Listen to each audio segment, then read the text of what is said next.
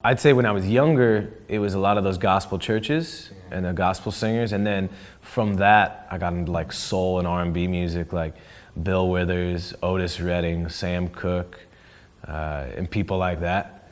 And that was like kind of how it started.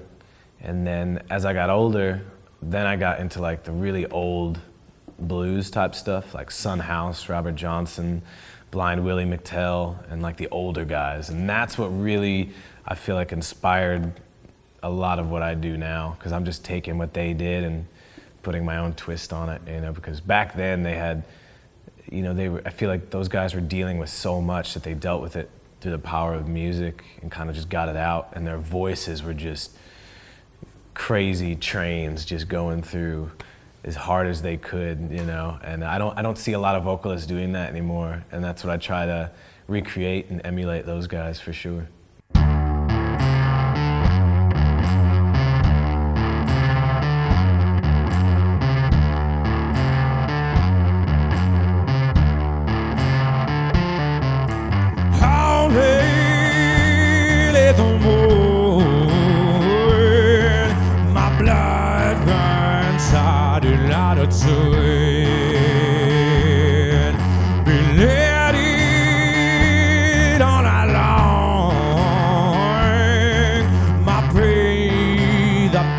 Not long gone,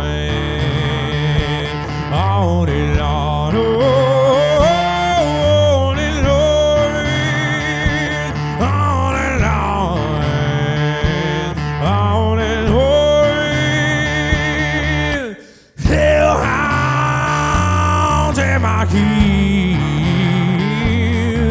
sharpen my widow dear.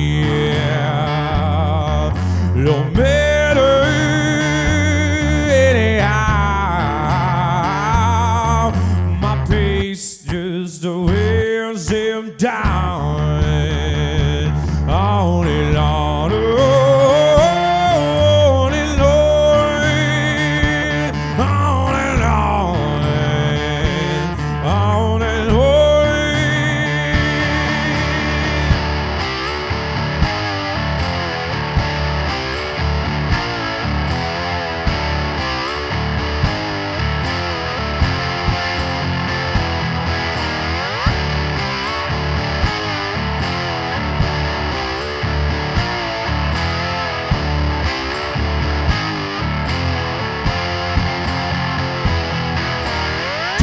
You get me wrong. I know I don't belong. I'm just a howling at the moon. My curse will carry through. Only Lord, only Lord, only Lord, only Lord.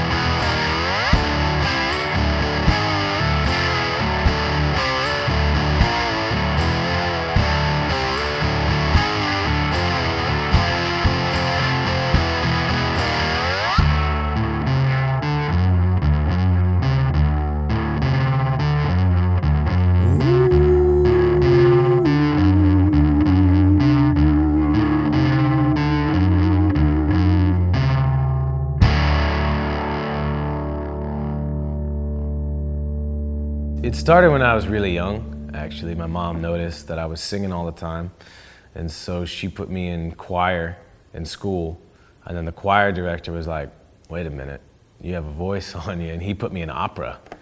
And then growing up in the south side of Chicago, my parents were always taking me to church, but more south side churches, like black gospel churches with choirs and stuff like that. So I got this really cool mixture of musical upbringings through both of those. And that's what all started it. And then in high school, I decided to go away from all that and to start getting into like punk rock bands and rock bands and stuff. And it's just taken off since.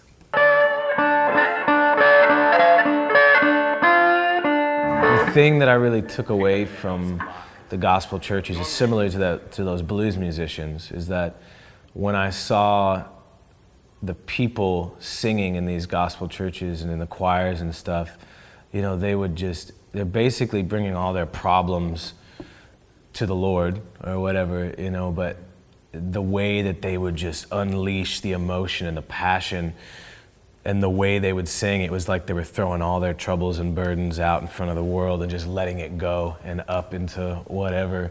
And that really showed me the power that emotion could have in music. And when someone really was doing music as therapy almost, or just to let something out as a release, like I've never felt something powerful than that, because they're putting their all into it, and they have troubles, they have problems, and they don't know how to deal with it. And so the way that they deal with it, it's like singing and letting it out that way. So I remember that really shook me. It used to give me chills back in the day, you know. So that was one of the biggest things that I took from the gospel churches, was the way that music could have this insane power and emotion and control over people as well, when it was really, truly real.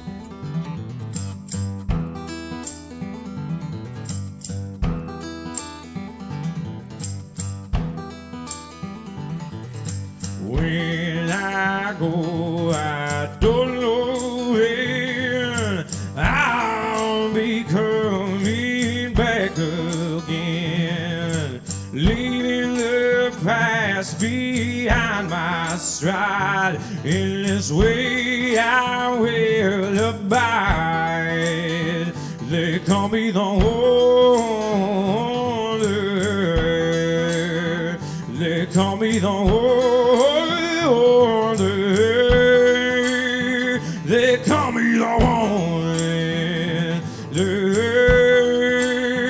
You know I got to be rambling on. I don't let these chains down low keep me from getting to heaven I go. When I feel that tug come from within, you know I got to be rambling on.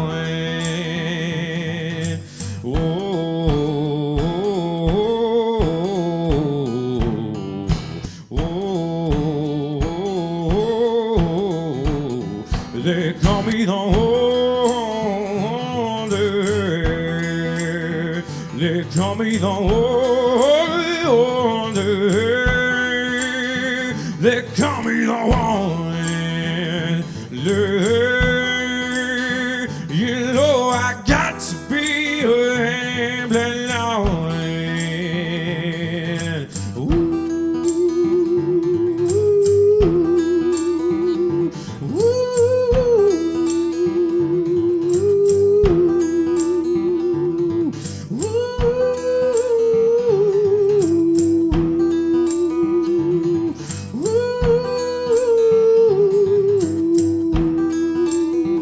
They call me the Holy. They call me the Holy.